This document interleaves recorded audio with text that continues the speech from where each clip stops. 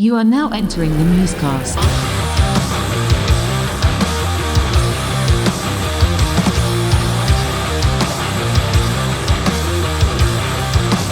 We're live. We're live. We're back.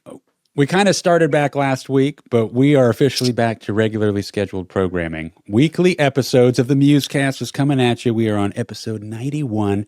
And tonight, because, well, really, we've had so few episodes over the last couple months because of me, because of my workload. Well, a little bit of me too. A little bit of you, a little bit, but mostly I feel like the jerk here because I feel like I'm the one that dropped the ball. You know, the drugstore called, said they're running out of you. Well, they're going to get me. They got me all night long. But we're back. I'm back physically in where I live in Tallahassee. I've been in Vegas all this time. We're going to catch up. I haven't even gotten to tell Dick anything really about Vegas. But first of all, Dick, I went to Vegas and filmed at SEMA for two car documentaries. That's awesome. That's awesome. I've been watching your videos you've been posting a couple of kind of like video blogs on Facebook have come out. Yeah. In the desert, meditating while people are flying loud drones and filming weird vehicles. Dude, that was funny, man. That was the last day I was there. I was done filming, been filming my butt off all week. And then I was determined to just go out there and have like a meditation day and out in the canyons, which is like a phenomenal Lake Mead recreational area.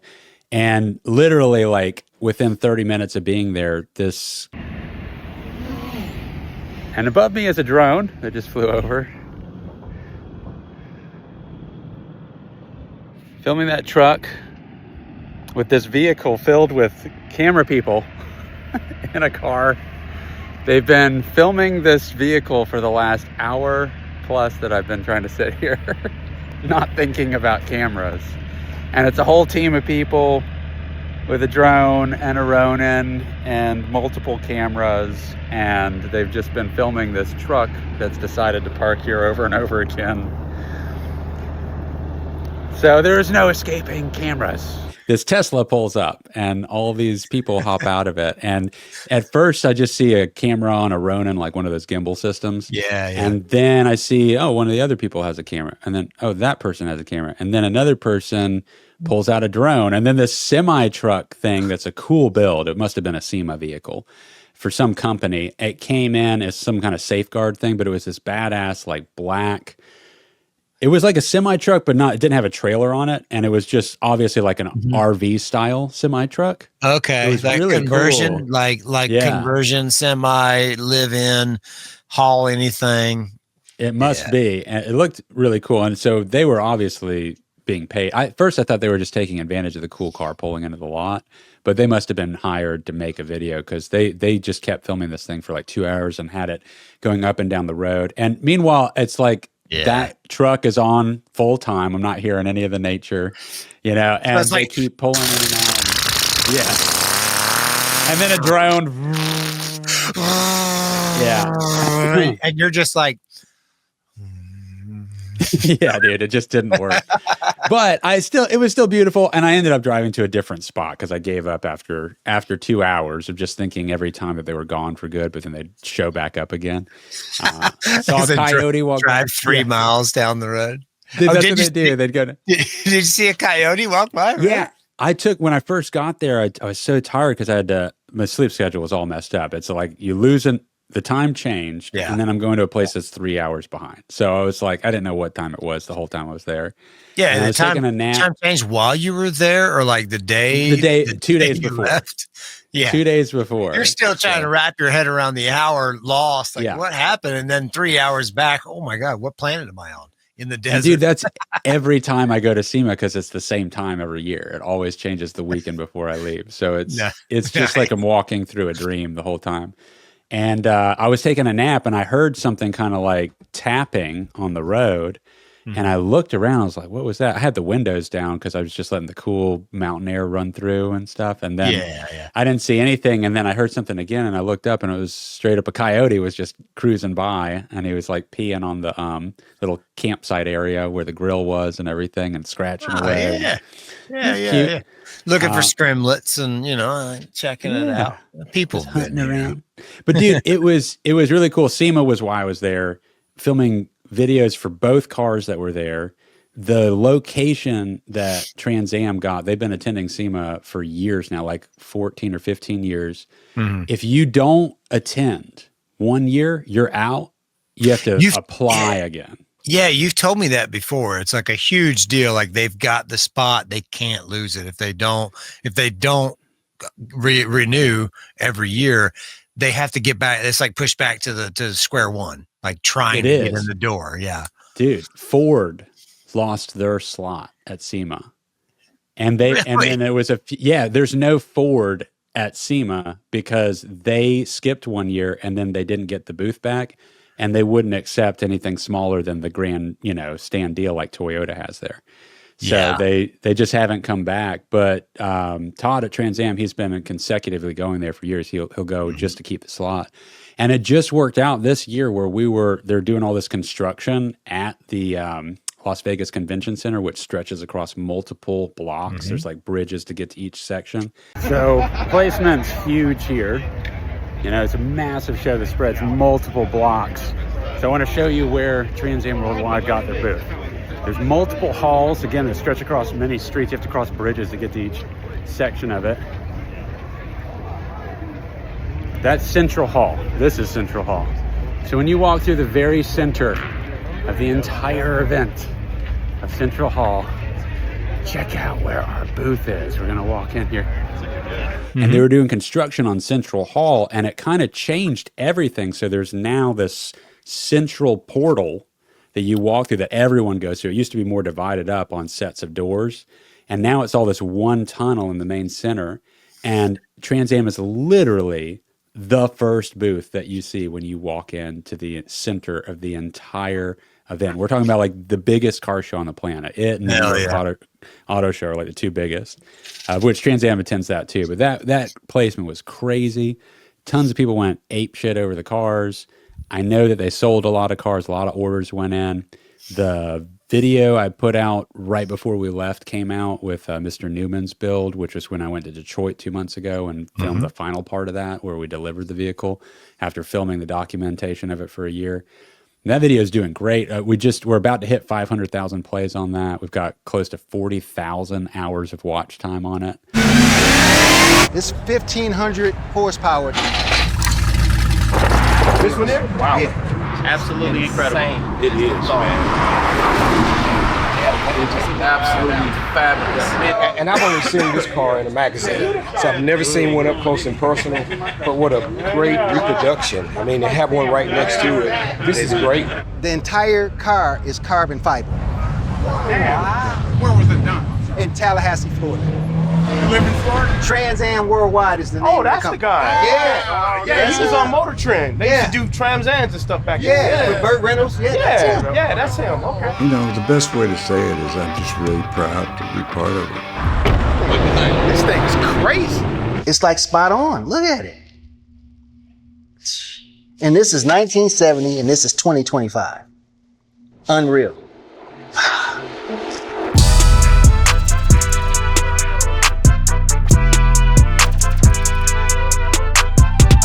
Which is just nuts, dude. I mean, think about that. Like, it's so weird making a piece of content that literally 40,000 hours of consumption has happened on just that one piece. Yeah. Like that. Watching, like fanfare, watching a video because it's something so near to dear. That's a diehard fan base because it's an SS Chevelle build, right? Mr. Newman's car? Yeah. It's all these are Chevelles at this point through Trans Am. They're not doing the next Trans Am is going to absolutely blow people's minds. I've seen the renderings of it, and people don't know what's coming. Yeah, dude. And I've been around every customer that has bought a Chevelle, and then Todd shows them the renderings on his phone of what they're doing for the next Trans Am, and every one of them says that they're going to buy one. Like, without a doubt, like they can't not buy that. Like it's a different level. We've never had a Trans Am like the next one. But anyway, the Chevelles are badass. And yes, that fan base is big. And it's like that. There's a big difference also between having a reel, or something that's short, like a minute long that gets a ton of plays, to have 500,000 plays on a 23-minute documentary and have 40,000 hours of watch time on it. That's just crazy, dude. I mean, that's a lot of hours. There's 24 hours in a day. You know? Dude, it's like, it's you exciting. know, when I was young, we would watch TV shows, right? I feel like that doesn't really happen anymore. The television shows, like I was a big fan of some of the build shows. And I still am. Like Roadkill was a one that I really liked. Have you ever heard of Roadkill? It's David. I never watched it, but I heard of it. David Freiberger, Mike Finnegan, Steve Dulcich, those guys, they're gearheads. It's a car show, but it's like junkers. It's why it's called Roadkill. It's junkers. Yeah. They pull the cars out of a junkyard, get it running, then they drive it across the country. It's like, it's great. Which is awesome. It's good that's fun. Great. But you can't watch that anymore. Motor Trend shut it down. Freiberger's got a YouTube channel, but like those type of shows that were huge on TV, they're not there anymore. What you're doing with Trans Am Depot, that's the new television show. That's what it's like. You're kind of right. Rad. That's an interesting point. Yeah, I didn't realize that there were less car shows on regular broadcast, but on YouTube, it's thriving. You know, I mean, YouTube is absolutely killing every other media platform on the planet when it comes to video. Yeah. Nothing comes close. It absolutely trumps Netflix all day long on the amount of viewers and views that they're getting. The amount of content that's going to it, the interaction and engagement's a completely different beast. Nothing has any resemblance to YouTube. It's insane. It changed. It's crazy. It changed like daytime television so much. Because for me, there's no daytime television because during the day I'm not watching TV. But I will queue up a YouTube video. If it's not something that I can find on streaming, I'll queue it up on my drive to work. If it's something I want to listen to, like there's a couple of like podcast type shows that I like to listen to. And I pull it up on YouTube and I just set the phone down, you know, and I'm not watching to it as well. I listen to it. And it's like that. And when I get home, there's a couple of shows on YouTube that I like, they're channels that I follow and I watch them. And like one of them is like Star Talk with Neil deGrasse. And then another one is Astrum. There's one called Astrum that's great. It's all science-y, like, astronomy type stuff. And it's just, there's nothing else. There's nothing on Netflix. You have to find a documentary that someone had to sink, $700,000 into making. And there's no new ones. That it's weird with science podcasts. The newest average documentary is like from 2015, 2017. It's like, well, in the realm of science and like not to get too sciencey with this conversation, but in that world 5 years ago is like, it's like the world of computers, there's so much has been. James Webb wasn't around 5 years ago. It's like you want to see what's coming out now, and YouTube is the only medium platform that's actually releasing these things to see. Yeah, it's an interesting point that you're bringing up because it's like news and information and all that, the breadth of it, the depth that you can go into on each subject and hearing experts talk about it just didn't exist before. So you would have like a news piece that would happen that would maybe last 5 minutes, maybe 10 minutes. Or now you've got literally a whole podcast getting to talk about some new discovery that that happened yesterday that was published. So instead of just the article, you're now getting people talking for an hour plus. And there was no space on broadcast TV to host that amount of meandering conversation to happen, It's like shelf space. There's only so much of it on broadcast, but on YouTube, it's infinite. And it's like you realize looking back at a lot of that stuff, just how scripted it was. Because the time frame was so strict with airtime, there was no way it couldn't have been. And now the podcasts just let some podcasts are silly, like this one, but this is where you come for your news, right, guys? Yeah. Like sold a product that we shouldn't buy. Disco nightmare came and claimed the night. Is there any art that will survive?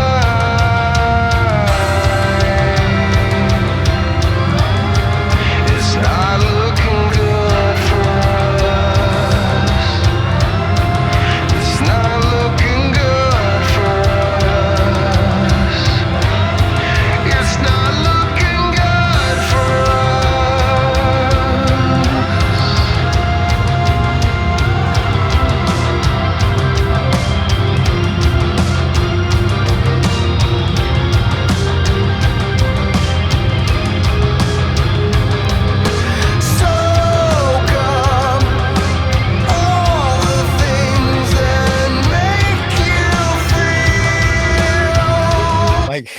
But like so the other day, you'll get a kick out of this. The other day, and I'm not going to get political, but there was a person who is in the Kennedy family, and there was a video of this person in the Kennedy family speaking into a microphone, and it was his voice, and this got me. This one got me. And it was like, I don't watch these kind of videos, but I watched this video, and this person said, "I am going to war on the things that make children gay and fat." And I was like, what? I fell for it, dude. I bit it hard. I was like, what is this guy saying? Is this guy insane? And I had to fact check it, and it's AI. It was so good because it was such a grainy, awful video. I was like, man, this AI thing really just like for a second, I was like, I get it. Like, what? I get it. But and I was like, and then how often does that happen? It's getting to the point where you can't tell. Dude, people passionately quote me stuff that's happened, and I'm like, "Are you sure that happened?" And they're like, "Yeah, I saw it." I'm like, "Right, but where'd you see it?" And I'm like, "I saw it." I'm like, "Did you look at what channel it was on? Like, how many views did it have? How recently was it posted? Did you really look at the lips? Was there a QR code to scan in the bottom right corner of the video? Because did it have a symbol on the bottom right that said, what's it called? Soma, or so? Well, and that's the thing. It's Sora is the Sora. OpenAI one, and then you've got I keep saying Vivo, but that's not what it's called with the Google Gemini version, which is the strongest one. Yeah, Neil deGrasse called them deep fakes. Deep fakes is what he referred to. That's the term. That's the term. It's because they get him all the time. It's like there's a bunch of stuff where he's like, "Oh yeah, we found aliens on the asteroid Atlas 1I."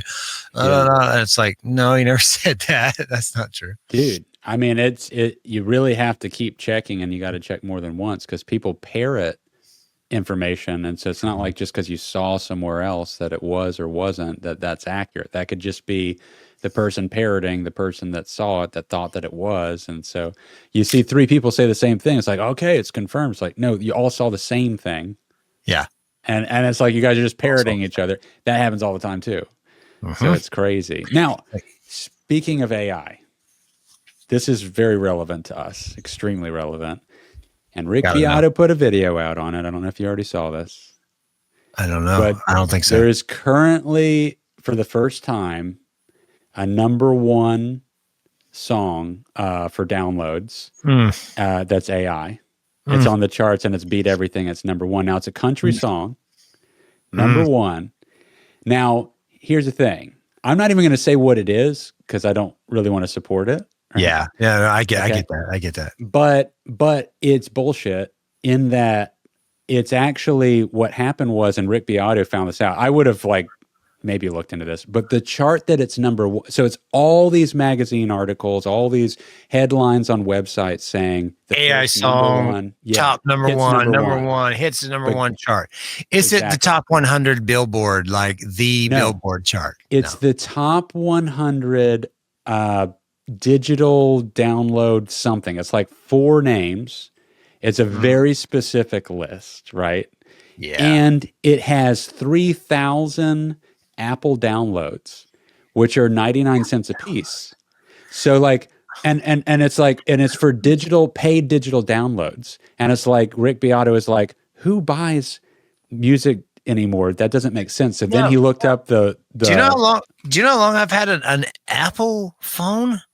Yeah. I've been an Apple phone user for almost 11 years. And I have never bought a song off of Apple Music. Are you kidding me? Right. Why would you? I bought a song one time for legal reasons. I would buy use it in a video. I would buy a Friends song.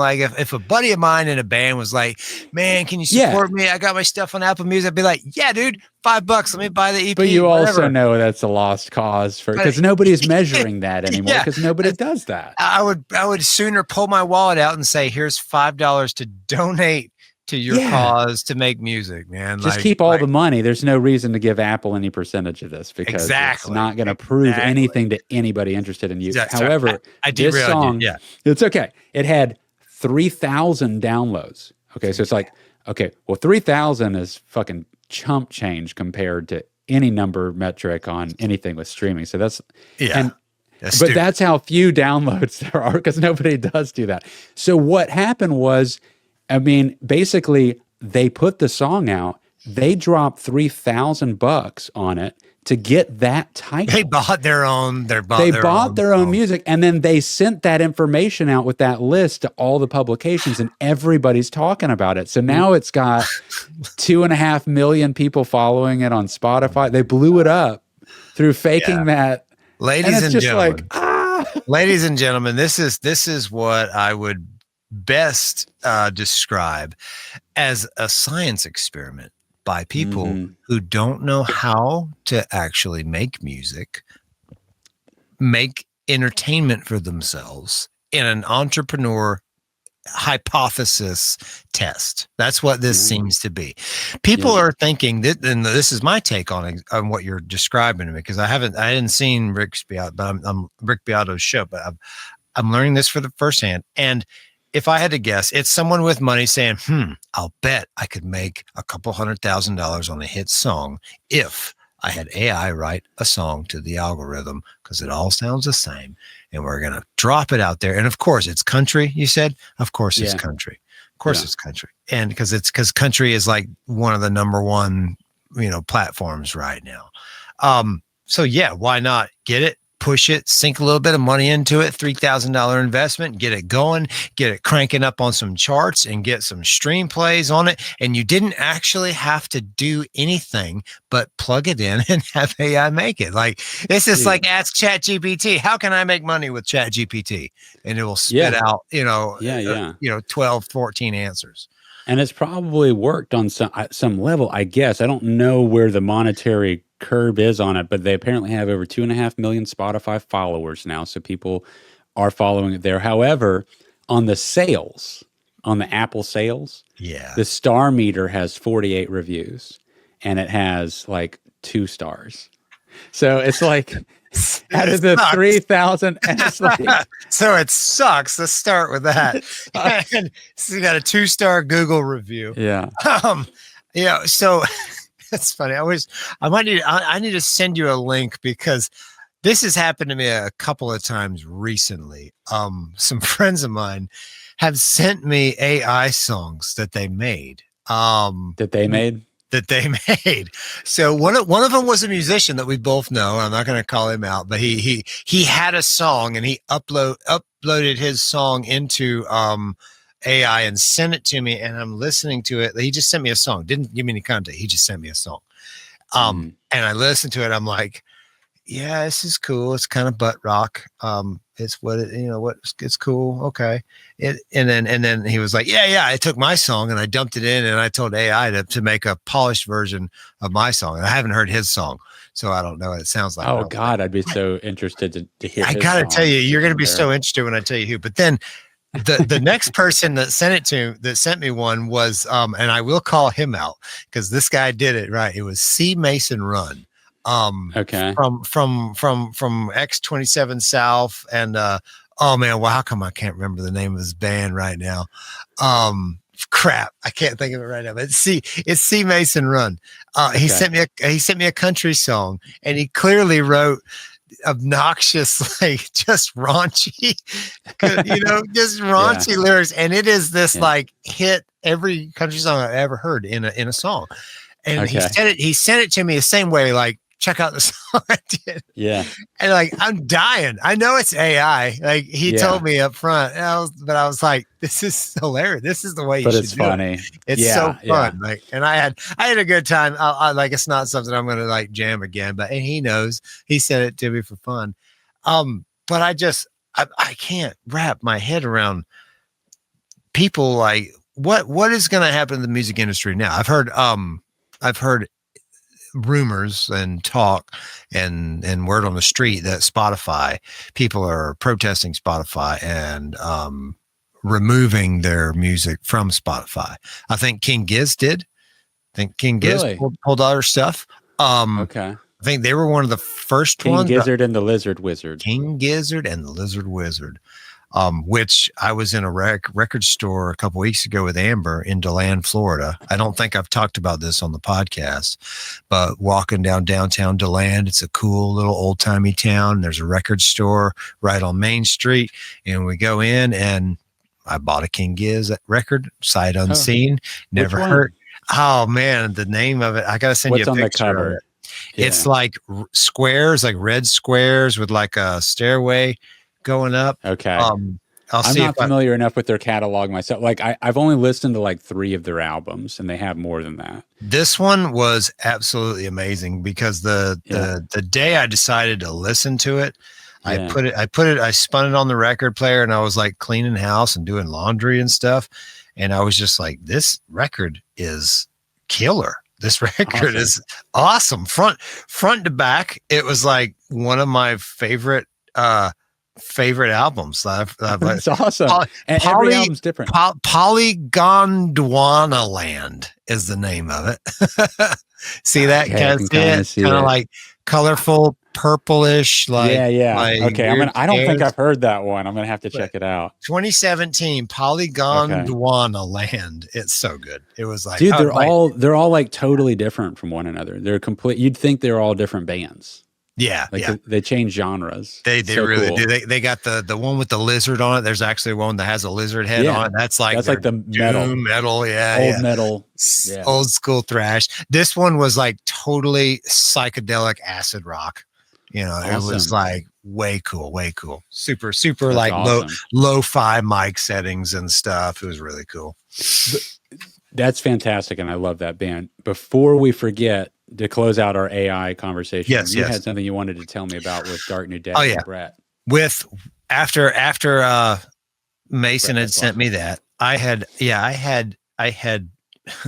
saw Brett made a post. Brett Hessler from Dark New Day, our producer and bandmate in Cue the Muses, and he said, just for the record, I have not done any new Dark New Day music. There is no new Dark New Day music out, because when Core played with Seven Dust earlier this year, we talked to Clint, and Clint had mentioned to you and I that there was maybe talks about a 25-year reunion. And then I saw Brett make this post. I'm like, what's going on? Then I saw it. New Dark New Day streaming AI, on Spotify. It 100% is AI. It like Josh Ivester, the front man from Tragic in Tallahassee. He works with Clint a lot musically, and he was like he made a statement. He was like, "This is not legit. Clint is not involved in that. It is AI." Brett said, "No, it's not us. It's not legit. Someone made a Dark New Day and actually released it as Dark New Day." And where did they put it up? Spotify? It's on streaming. I didn't listen to it. I didn't like try to go in there and actually do any kind of promotion to it at all. I kind of want to. Of course. I want to hear, because I want to hear how close did they get Brett? That's got to be strange. Like I feel like I would know it's not Brett, but I gotta know. Did you? So that's got to be kind of frustrating for Brett, especially with like with everything going on. We had him on the podcast, and we talked about like the legal trouble, and the record contracts. Not he's in a situation where he can't really put out his independent music because of the label contract, and if Dark New Day does something, that it sounds like they'd be forfeiting any potential to make profits off of it, if I remember correctly. Yeah. And there's a thing that's happening now with everybody. I was talking to Rob Gilmore,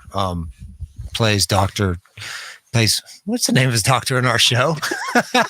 Well, how come I can't remember the name of That's how long it's been since we've watched. Doctor Strategist in Cue the Muses, ladies and gentlemen. It's been a long time. It's been I got to make it that final episode pretty soon here. Yeah. He's in it too. Yeah, and I was talking to Rob about this the other day. It was like, man, I forgot what his name was, and I forgot my train of thought on that whole topic. You were talking about the AI and Dark New Day or something, record contracts. Yeah, the record contract, not being able to release music. Brett's voice on an AI can't. No, that's not what I was saying. I forgot what I was saying. Damn it. Well, maybe it'll come back to you. We'll segue into something else. Well, one more AI thing, then we'll close it out. And I kind of hate throwing, like, I didn't mention the name of the other thing before, but this is just, I don't know. This one specific one was like pretty interesting to listen to. Mm-hmm. It sounds nothing like System of a Down. It's, there's all these Motown versions of all these different music songs. Yeah. Some of those are cool, like the jazz bands that do. Some of it's scary cool. And this one, if you do come, like, I might send it to you privately, but specifically the Toxicity cover it's a Motown AI version. Okay. I've seen some of those Motown things floating around. I know, but dude, people send me stuff all the time. I haven't listened to it. I've heard some of it. And even like I sent you one that was a Tool one, and it wasn't even like, I didn't even think that one was really, I mean, it had points that were kind of cool, and it was just interesting to hear it done that version, but it was AI, but the voice sounded really fake because it couldn't enunciate words certain ways. So it sounded, it was very obviously AI. Yeah. But this Toxicity one, dude, is like pretty good. I gotta say, it was like, damn it. Why is that?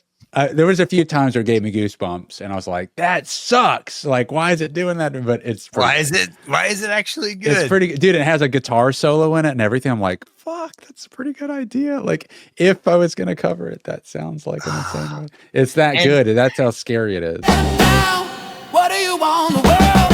What do you want? Disorder. Now, somewhere between the sacred silence and sleep. Somewhere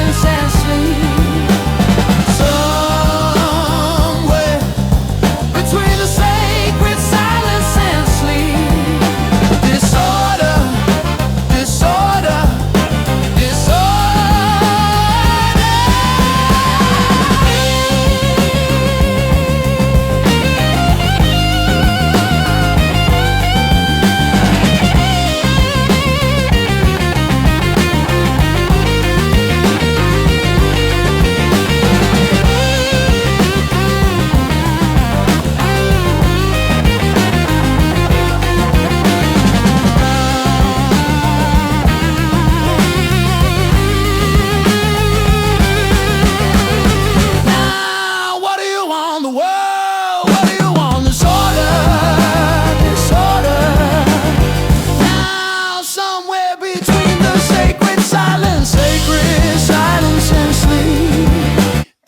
So it's disheartening. It's math.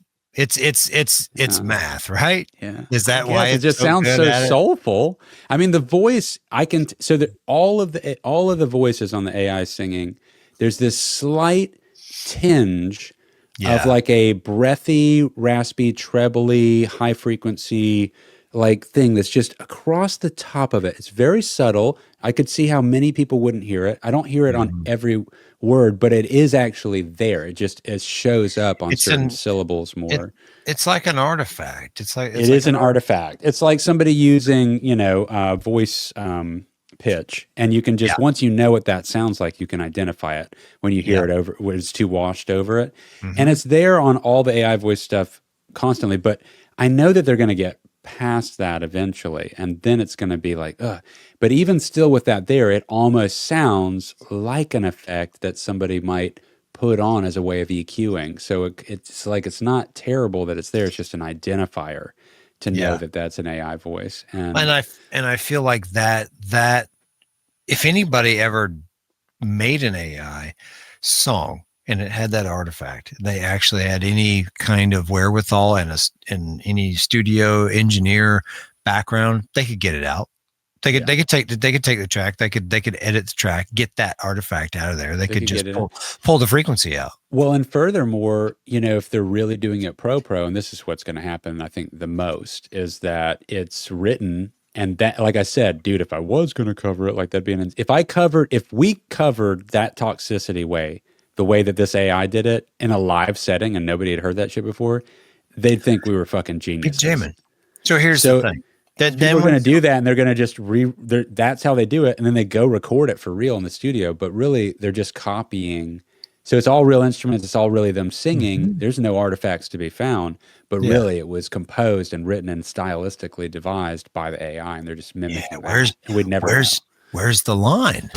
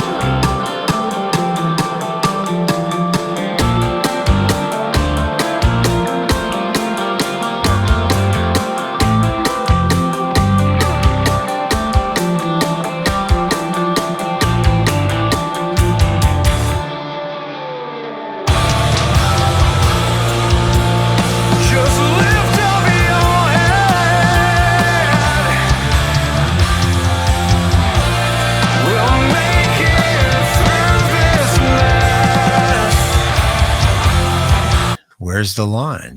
You write? Do you take your own? Well, so that's how cover band starts writing original music, because they plug in ideas for songs into AI. AI writes the songs, and cover band learns the songs, and then a lot of times changes them a little bit, makes them better. Where's the, that's a different thing. That's a little bit different than, a person with no musical skill whatsoever just saying, it is different. Now I'm an artist because I'm releasing music as my own, but really it's worse. That's worse. That's worse. But if Tool wrote the album by AI coming up with all the ideas, and they just learned how to play that and then recorded that, would your heart be shattered? Or, I mean, mine would. It's like, it's still pretty bad. Yeah, it's like there's the album you listen to, like what I listen to in the car, like I want to know that it was the folks, that it at least came from the person. I know. Because I do a lot of stuff where it's just me, like I write music and I do all the instruments and everything, and I program drums like that.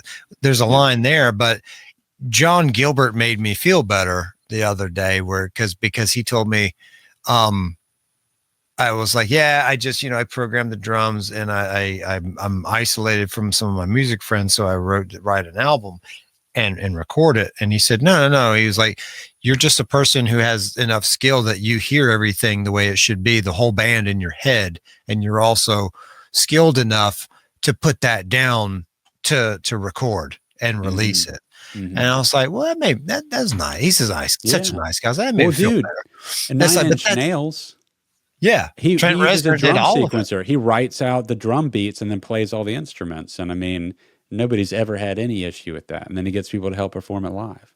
Yeah. Yeah. And AI is not going to replace like the Zach Deputies of the world, or the, Buck Bonsais of the world, who do loop track performances where they come in with nothing and they just start and they create the beat on the fly, and it's one man with a instruments and loopers, and they build it up, and then by the end of it, it's a whole song, and they're jamming and singing and rapping and doing the whole thing. Yeah, it's a performance. And what I like about it is you can do some really cool musical improvisational performances too, like that. Like, sure. That's the stuff live. Like AI is not going to do that. AI is not going to take that from anyone. And this stuff that comes out, I just really hope that it becomes regulated, where you can't lose the real artists in the noise of the bullshit, and then no one has a voice to cut through anymore. You know? I agree, but it's like, how do you possibly know if somebody is mimicking what an AI wrote? John Connor warned us about this. It started. Well, I think the Muses warned us about this more even more directly. John Connor kind of like laid this umbrella, like put a little flag up. Cue the Muses really drove the nail home for you, ladies and gentlemen. Yeah. If you had been following that, you'd already have seen this was coming. It started. We were way ahead of the curve. It started with digital artists. It started with artwork. It started with then it moved to language software. People are writing and releasing novels written by AI. Yeah. And now it's coming for the music. It is coming for the band. Totally coming for the music. And it's coming for video too. I mean, video's making a lot of strides forward. It's not as far along and it's kind of different, but I've seen some really cool ones. I have. Oh yeah. I mean, how fun is it for you to be somebody that has no video skills to then put yourself in an Iron Man outfit and fly around and then share that reel? Yeah. Scott McLean did it the other day and it was amazing. It was like, he was. I saw Eric wrestling an alligator or something. Yeah. And Scott made it. Yeah. Scott McLean made it. But it's like, I was like, it's so cool. Like, I want to do that. Like, I want to make one. Like, silly one. Just want to play with it. But I don't want to make money with it. Like, well, I don't know. That's the thing. Is like, I don't know where the money making. I mean, if you come up with ideas, good. It seems like it's just going to get so oversaturated that nobody's channel that does that is going to stand out. But I don't know. I mean, you could have said the same thing about any subject matter that people make thousands and tens of thousands of videos about on YouTube, and yet there's audiences for all of it if it's well done enough, you know? Yeah. So if it's like some of the stuff that I watch, like who watches the guy with the shaky telephone cam anymore on YouTube? Like now they're legitimate television shows. Like we talked about, there's full production shows. I mean, like one of the big ones is Ola England, as far as like guitar guys. You know, I started watching Ola England 13 years ago, back in like 2012, 2011, because he was doing amp demos with a telephone and he was able to figure out how to do his recorded audio, dub it over the video performance. So it wasn't the shitty telephone audio. It was the actual recorded, like, oh man, I'm hearing what the Angle amp sounds like that I can't afford. That's $5,000 next to the diesel amp. That's $7,000. Like the first time, like this guy's like side by side. And that was what was cool about him to me. And it was just a little guy. Yeah. A little guy with a phone and a little bit of edit. Now it's like full production. He's got a team. He's got lights. He's got the whole show. He also has a guitar company, Solar Guitars. Like he is killing the game from YouTube. From YouTube, not from his band. So many people are. YouTube. It's a real career path option. I mean, there's full platforms. People move out of news organizations and build them on YouTube with their own smaller teams, and you watch them. I've watched these subscriber bases grow, the production values grow, their memberships grow. And look at on the biggest scale, like Mr. Beast, which is not something I really watch, but I've seen a couple of episodes of, and you're talking about something that dwarfs every play count of any other show on the planet. And he's like blazing through $1 million in one episode to blow stuff, whether it's blowing things up or giving things away, you know, because there's that much of a budget. They're traveling around the world and coming up with, you know, games and contestants and everything. I mean, you're talking about a massive production, and it all lives within a YouTube. I know his name. He has candy bars in Walmart. I've never seen an episode of his show. I don't know what he does on YouTube, but I know he's got it hooked. He's got it dialed in, and his whole thing is like mastering the algorithm. Yeah. He has a drink. I didn't even know it was his drink. Prime. Yeah. The Prime. Right? Yeah. Isn't that him? Well, is it him and Jake Paul or whatever own that? Or I don't know. Maybe I don't like with all these things. Yeah, I went to now buy we're sounding one. Old, but I went to buy one, and my kid was like, "Oh, don't get that, Dad. That sucks. That's such and such drink." I'm like, "What? Like it's just a drink?" Like I didn't. Okay. Like don't buy that. Oh man, it's this cool. This is Hitler's tonic. It's good for headaches. All right, let's talk about something way cooler than that. you blazed past it for a minute, but you are putting out a solo album this weekend. I am. Saturday. What is the solo album? How many songs is it? What's going on? So, all right. Is it full band songs? Is it this is okay. I've released one solo album under a moniker, like it was Atlas Project. It was like an acoustic thing. I had a bunch of acoustic songs. Last year, really, right? Yeah, really, really personal stuff. This year, I got injured recently. 6 weeks ago, I got injured. I got a pretty nasty ankle injury. Just a freak thing. It wasn't like I didn't try to kick anybody. It was just a nice, fun flow roll with my buddy Usher. Obviously, it was in the jiu-jitsu's class, and I just rolled over and landed on my ankle wrong, and it was weird. And my foot turned black, and then I couldn't walk without a cane, and and what happened anyways with that was I just got mad. I was hurt and I couldn't do the things I wanted to do. What I could do was come into this studio and sit in this chair and play and write music. So it started with a challenge to myself on a Sunday that I was going to write a song. And I was like, I'm just going to go out there and write and finish, not just write a song. Like, I'm just going to go write a riff. I was like, okay, it's Sunday. I don't have anything to do. My leg's busted.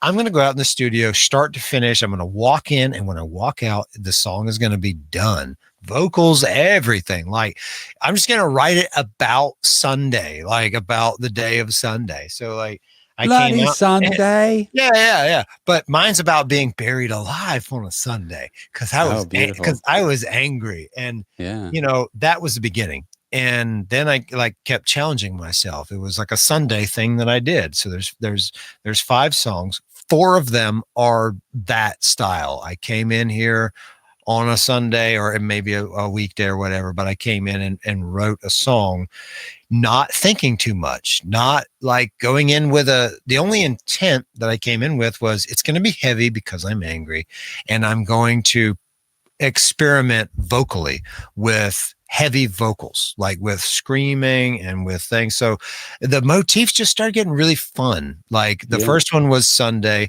The song 2 is called The Poet. And I had watched this awful documentary about just this awful guy. And it was like really bad. I was down this rabbit hole of like serial killers and stuff because the show, the Ed Gaines show with the guy from Sons of Anarchy came out on Netflix, and it was really good for like the first 2 episodes, and then it lost me. Like it just they were adding stuff that wasn't real and making it like a TV show.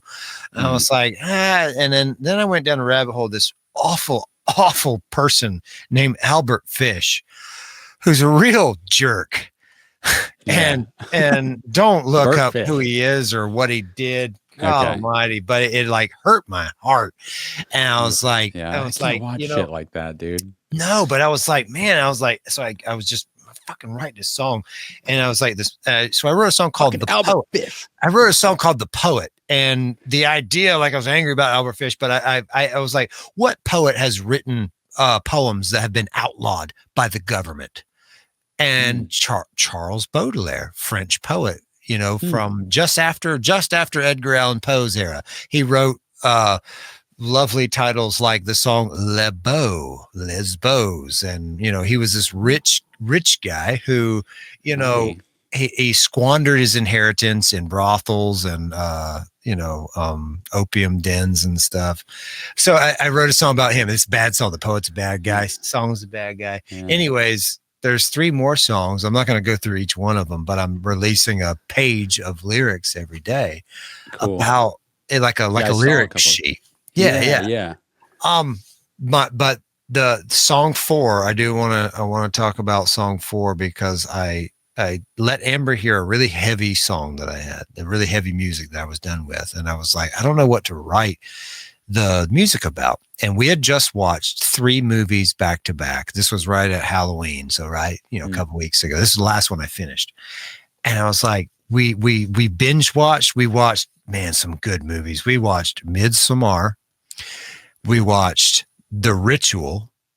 And then we also watched Bring Her Back. I haven't seen any of these. I don't really watch horror though. Horror movies like those three, top Yeah. tier, bro. I think Darren Aronofsky did Midsommar. Oh, really? I think I might have to check that out. I might be wrong about that, but it is I try to watch everything he does. Okay. Gorgeously shot movie. If I'm wrong about that, I'm sorry. But yeah, so I had those movies in my head. She had them in her head. And I was like, what does this song, when you hear the music, what is this? What painting does this paint? What does this paint in your head? What picture does this paint in your head when you hear it? Sorry. And she was like, I just see like a cabin and, a person being lured into the cabin and like torture murdered in the cabin. And then like the person's like friend is like outside, scared, stiff, like too scared to move, like watching. And I was like, oh God. And then the killer like knows they're watching, and the killer, like, she's like, yeah. I was like, you should talk to somebody. But then I was like, then I went to work, and like, man, like it was like unleashing the demon. Like I came out here, like did the vocal, like it was just fun. Like it was acting. Yeah. It's acting. Yeah. Well, and it was like, I'm screaming, I'm learning like these low screams, these high screams. And I did it all sitting down with the busted leg. And it's like, oh, it was so fun. And it turned out better than like I kind of expected it to. It was really awesome. Fun.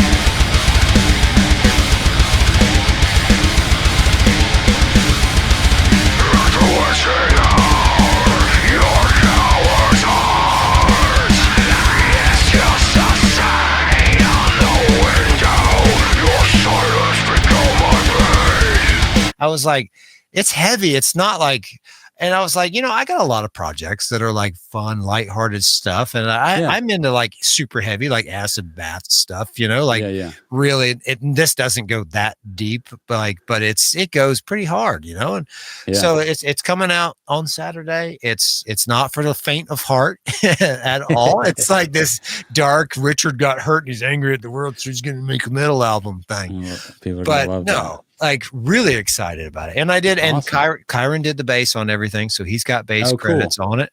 Nice. And he's also got assistant producer assistant producer credits on it, because he helped me come up with some of the turnarounds, just some of the like overarching, tones of the album. When we mixed it, he helped out.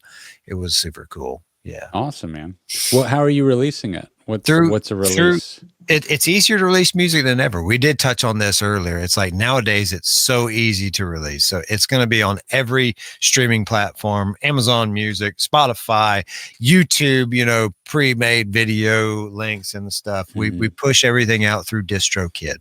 So you and I've talked about this a little bit before in the past. I have the label subscription with DistroKid. So the label subscription is just the top tier subscription.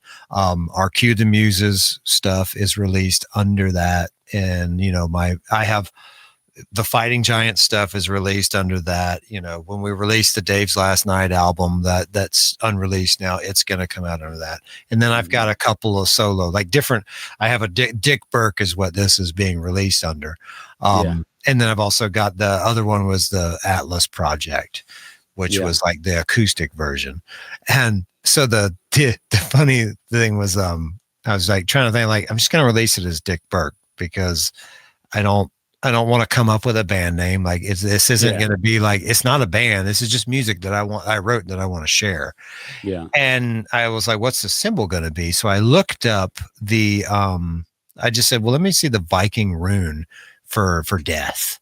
as well. It's like, cause like a lot of these are just like, cool. these are like death songs, man. It's like, Yeah, I found out that the Viking Room for Death is like, it's like an inverted cross. Like you picture like a crucifix, but instead of the arms doing straight out, they're like two hands like waving up in the air, like YMCA. So that's the rune. But then I combined YMCA. yeah. It's like it's Viking ruin and it's, YMCA. It's like if Christ was on the cross, but he was like, YMCA. MCA, and it's heavy. Yeah, it's heavy. Yeah, with the village heavy guy. Your face off kind of shit. YMCA. Yeah. What are you looking at, you little YMCA? so I combined the two runes together because one's facing up and one's facing down. So it's like two runes. So it's like the beginning and the end, life and death, good and evil kind of thing. And somebody made the comment on there, James online, when I posted the picture, he said, "Oh, Stick Burke."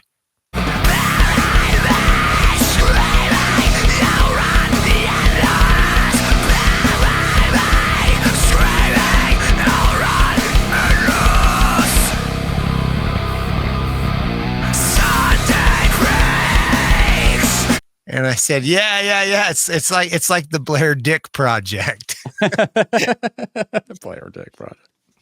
Yeah, awesome. I think that's what it's gonna. The nickname's gonna be the Blair Dick Project. That one's gonna stick. I think that's pretty well. Is that gonna be written in there somewhere so that way people? No, it's just the EP is just called Sunday. So, and I didn't even put the name of the EP on like the cover art. It just says Dick Burke with these two stupid stick things. Yeah. So just because it's like, it's not serious. Like if nobody likes it, great. If some people like it, I got a feeling like some heavy guys, you'd be like, oh, that's cool. Yeah. Surely. Those are going to be the guys like, I don't know if I want you to come around the house. I don't trust you anymore. Yeah. But no, it's going to be a good time. And also, we got to promote the same day. Buck Lemons has a EP coming out. We've had him on the podcast. Buck Bonsai. Yep. Buck Bonsai and the Stink Eye. He's got a new EP coming out. How did he? Did he record his himself, or did he go somewhere? I have to find out. out. I'm actually playing a show with him Saturday in Tallahassee at Bird's Aphrodisiac Oyster Shack. There's a chance this will come out the morning of. So and maybe somebody will get 50 minutes into this episode. To this on Sunday. Come out last night to Bird's Aphrodisiac Oyster Shack. But segue out of the Dick Burke show, because that's coming out Saturday. There's another thing coming out that I haven't done any online promo about that you're involved in. Yeah. That to be completely honest is a much more awesome and like really bone shaking thing. And it's Mobius Cassette. And Mobius Cassette. I'll give a backdrop. Mobius Cassette was a song that I wanted to write and record with my son. And we've had Kyle Ollygood from Gasoline Alley Studios on the podcast a couple of times. Awesome guy. Kyle's a great guy. And, Agreed. And I hit Kyle up and I said, hey, I want to check the studio out. And he said, hey, I'd love to record. He wanted you and I to come in. And I was like, we record Cue the Muses with Brett. But I'm always doing stuff. I was like, I want to write a song with my son and I'd like to come in and just kind of like bring Kyron in the studio and just kind of freestyle some stuff, not super like this. There's no way to write this out and do it. And I asked Kyle, can you do the drums for it, do you think? And he was like, oh yeah, sure. I said, okay. So we kind of got to work, Kyron and I. He had a riff. I was like, let's write a song together. And he had some stuff. I had a couple things. And then it started to blend. There was an acoustic section that I wrote, and I realized, so the beginning of the song, the parts that I wrote, just the sections were like this acoustic piece that transitions to an electric piece that's like very much like my style. Then the next riff, so it's like riffs, the acoustic riff I wrote, the next riff into the main heavy song I wrote. Then it goes into like Kyron and I wrote these riffs together. Like we were jamming them out together, and there was some of his ideas in these riffs. And then as it gets to the song, there's a point where I just back out and my son is on the guitar, and it's his riffs and it's his drums. Like we programmed some drum ideas for Kyle and sent it to him. So like his pattern, like I can't play it. It is, it just dives into this whole other world. And this song, it really matches the name, the Mobius Cassette. And so I sent the song to you, and I sent it to a couple other musicians here in town, and was like, hey, write some stuff to this, and like, let's meet together at the studio. Like, just like, not like nothing crazy. Don't spend too much. I didn't want to, because then we'd have a budget to pay people like studio musicians to come in. This was friends. This was like close friends. So you, Dale Dollar and his wife, Lisa Sailor Dollar, they've got a band together called Sailor Dollar, and they're amazing. It's a husband-wife duo.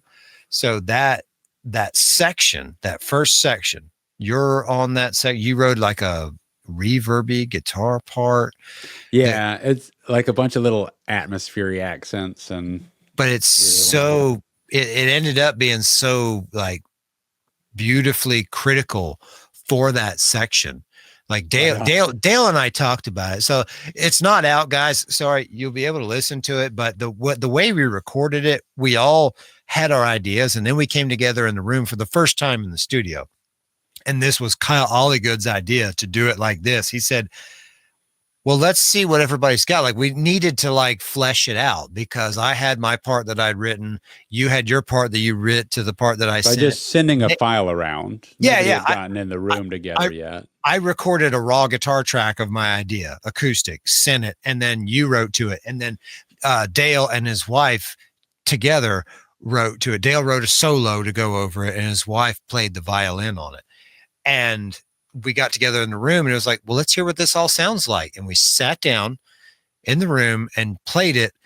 And it was like that magic, like that tapped into that muse. Like we weren't writing. There was just something flowing in the room. And Kyle picked up that immediately, because he's so good. He's such a good engineer. He's like, I'm just going to set up a couple Neumann 87s and get you guys in the room. Ash, I'm going to put a cabinet in the other room over there, so it's not like the loud guitar amp in the space. We're going to put this in the ISO room back here, and we're just going to live track it. And I was like, fuck yeah.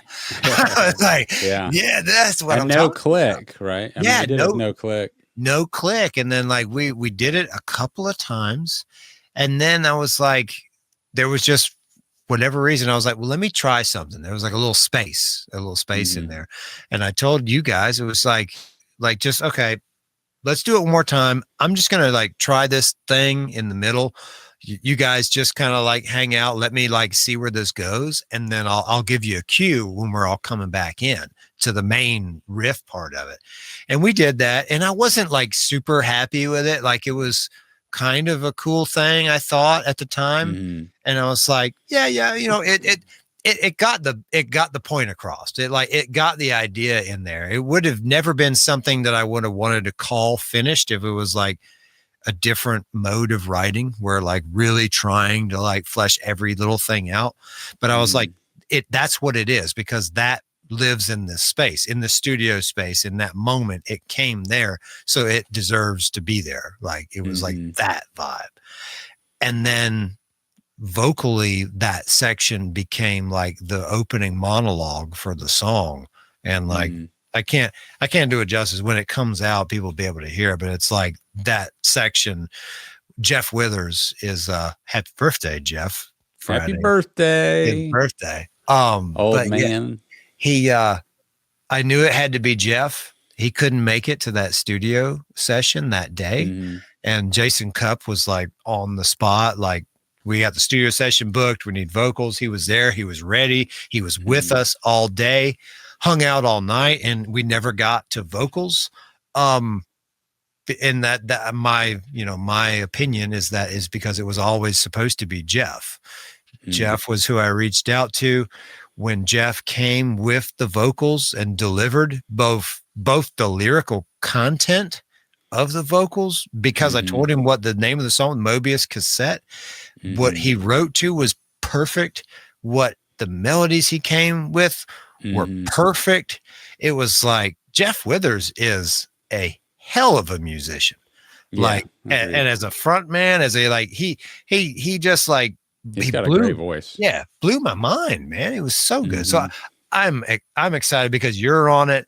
Dale's on it. Lisa's on it. My son, Kyron plays guitar in the second half. He plays bass on the whole thing. Well, and I think that's kind of the coolest thing is that, you know, it's an actual studio recorded song that you and your son really laid the whole foundation for. And we kind of came in and threw little, you know, ornaments all over it. And stuff, but it's like everything that I was just describing is just the opening 2-minute acoustic section. Right. It's the song's 7 minutes. The song is right at 7 minutes. So it's in that cue the Muses territory. But that wasn't intentional. Like we didn't go in saying we were going to write that. But when it gets to Kyron's section, man, like, you know, the world just lost Brent Hines, you know, a couple months ago, the guitar player from Mastodon, Kyron's idol, musical idol. And just the riffs that he rips out of there, like I've let a couple people hear it and they're like, man, it's like Brent Hines like just touched him, like reached out and touched him one time. Yeah. It was so cool. Yeah, that's awesome, man. Yeah, that's exciting. So when are you releasing that? Not sure yet. I'm because I've got all this promo out for the Dick Burke release. Day. Yep, Thanksgiving Day sounds good. We got one more mix coming from Kyle. He sent an amazing mix, which is like the mix. The one I sent you, K2 mix is that's really the mix. We did just send him a couple notes like to try and see if it sounds better. But I told him, I was like, I don't think it's going to get any better. Like I think K2 is the one. Just because we should, you know, let's try a 3 and see what happens. We gave him a couple notes. It was just some like mild EQ tweak stuff, but I think K2 is the one. It's like it just sounds really good. Yeah. Awesome, man. Yeah. So it's going to be fun. We'll have more music coming out and, you know, one day we'll have more Q. We have more Q the Muses stuff. Next year, two songs are coming out that are recorded. Music videos are filmed for them. A whole episode is filmed for it, other than just one little cameo day of filming here in town that we'll do before the episode's wrapped up. And that'll be next year. But it's definitely going to happen. And to be honest with you, in some ways, one of the videos that we filmed for one of the songs involves green screen work. And I'm not really a green screen guy, and it can be really quite an effort to get that to work well. And in the meantime, the tools have gotten a lot better. And there's some AI help that can help with tracing you out and identifying the green screen better. I don't want to use AI to create the art, but I would totally use better algorithmic AI to cut the person out of the green screen. Yeah, that's what I'm going to do anyway. Yeah, that's just like pain in the ass work.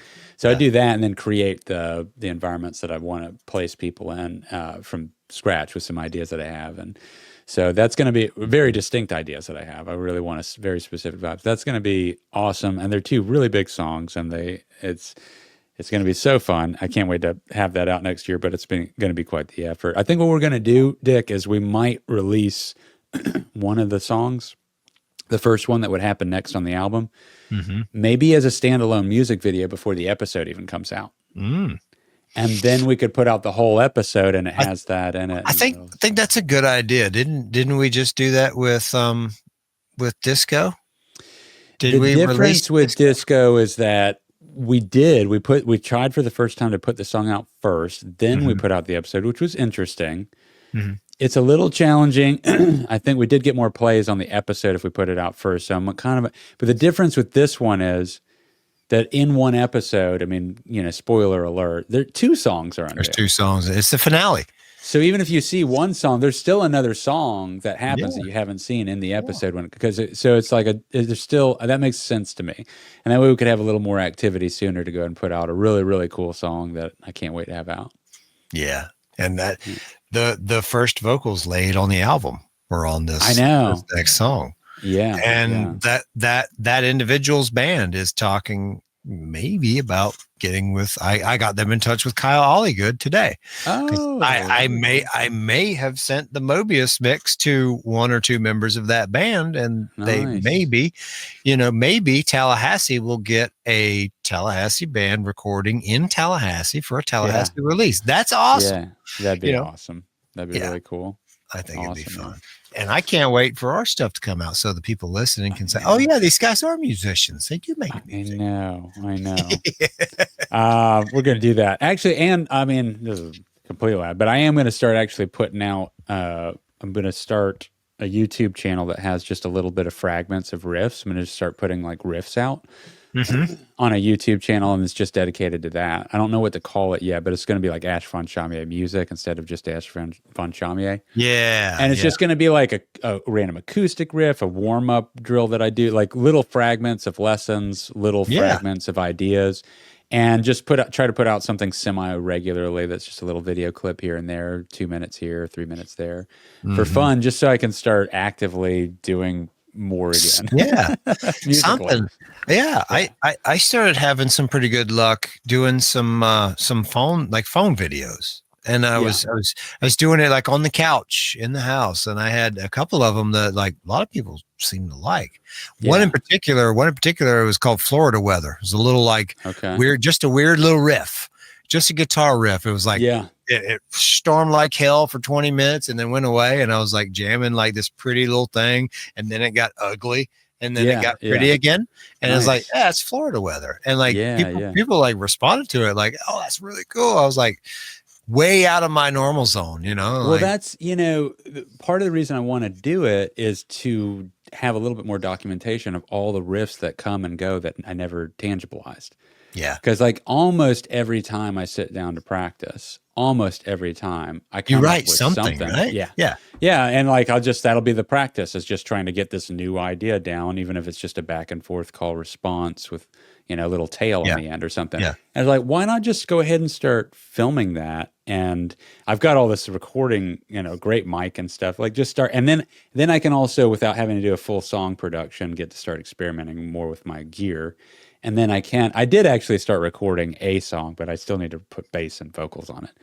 And I guess actually figure out what the hell the drums are on the last half. But it was kind of cool. It's kind of funky, which is fun. And just I'm fucking dying to do some more music again. So that's what I'm going to play around doing. It's why the hell not? It's why the hell Absolutely. not? Absolutely. Everybody listening, everybody who's still with us after an hour and whatever we're at right now. All three of you.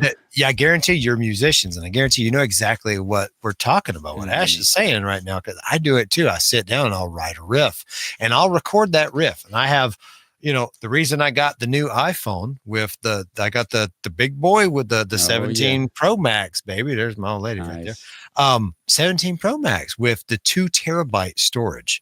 Yeah. Because the last 3 phones I've had to, backup upload. They'll bog down and get full of like, however, 256 gigs of video clips of me writing songs that I'm never going to finish. Like hundreds and hundreds of ideas. Yeah. And they're like in the ether in there, and in that telephone. And I know what you're saying. Put them out there. I think people would appreciate that. I'm going to do that. And I'm also going to cover all the songs that I've made. So playthroughs. In other words, love playthroughs. Yeah, like all the Kill Crusoe stuff, and like even the Key the Muses stuff that's out now. I'm going to go ahead and do some playthroughs. I might chop it up. I might just put out parts of it just to kind of spread it out more. But yeah, like just kind of like tidbits of, because those are all really cool riffs, and anytime there's a full band mix, it's hard to absorb what just one instrument's doing. So it's fun to have a playthrough and see, like that's and now I can hear more of what's happening in those parts. Well, just maybe it'll inspire some person on YouTube say, oh man, I want to learn how to play guitar. Yeah, that's the whole juice that we're after, right? Yeah. I just want to be a part. I love being a part of art that inspires people to make art. Period. It's like, wait a minute, I don't want to make it with this. I want to play. I want to play the damn. I want to play the damn thing. That's a great idea. I'm gonna type in what I'm hearing into this voice prompt and see what it comes up with. Oh yeah, it's way better than their song. They're gonna take Ash's. They're gonna take Ash's riff. Say, hey, take this riff, turn it into a song, and write it. Dude, if I hear it on some fucking number one rap AI song, I'll be like, what? That's my riff. Listen to this. If I put it out publicly and it's dated, at least I can tie it together with that. Yeah.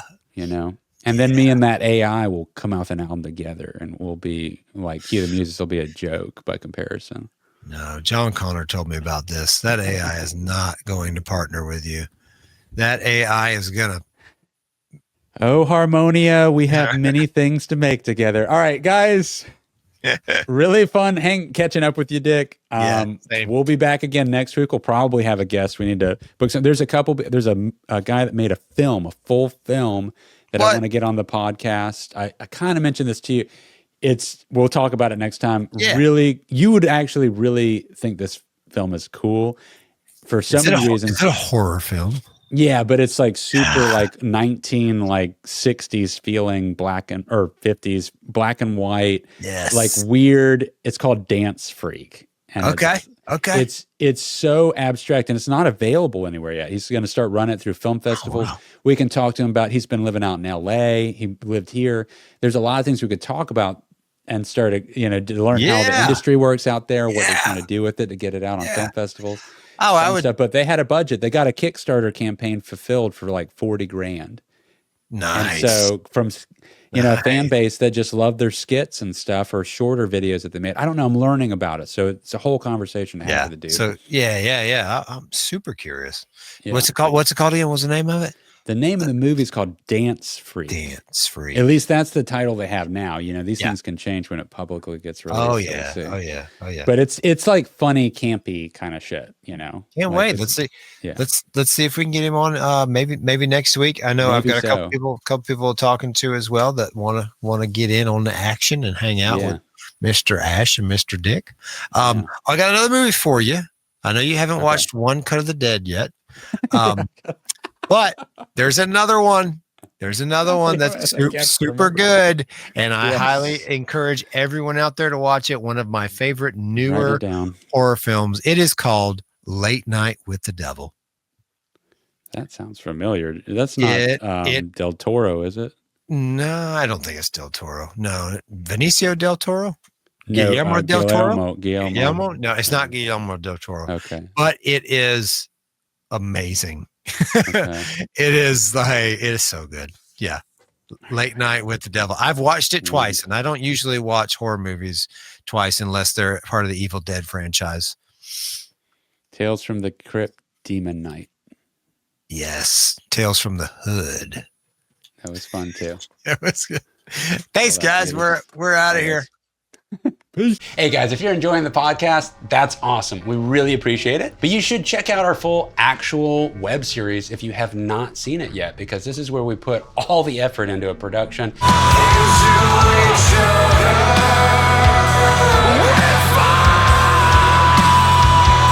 It's a sci-fi comedy, but we're a rock band, and so we put music videos inside of each episode. No views but your own easy escape. Don't pay no mind to what they say. They're in their own world anyway. Each episode features a new singer on each song that we unveil within the episode. And will they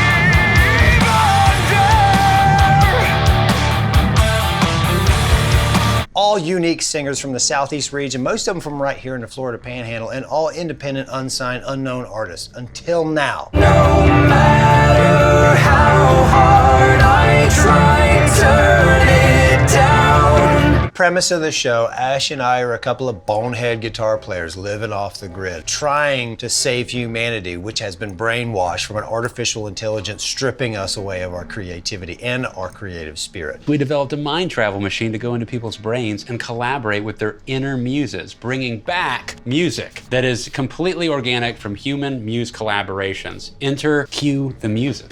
You know what, we're kind of getting sidetracked, man. There's only so much time for frequency absorption. We need to hop on it. Can you fire up the cadence tubes? Yeah. And I'll go ahead and get my shoes tied. Okay.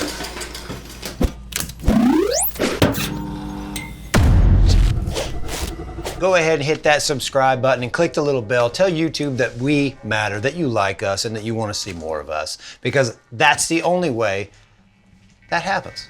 Stay tuned.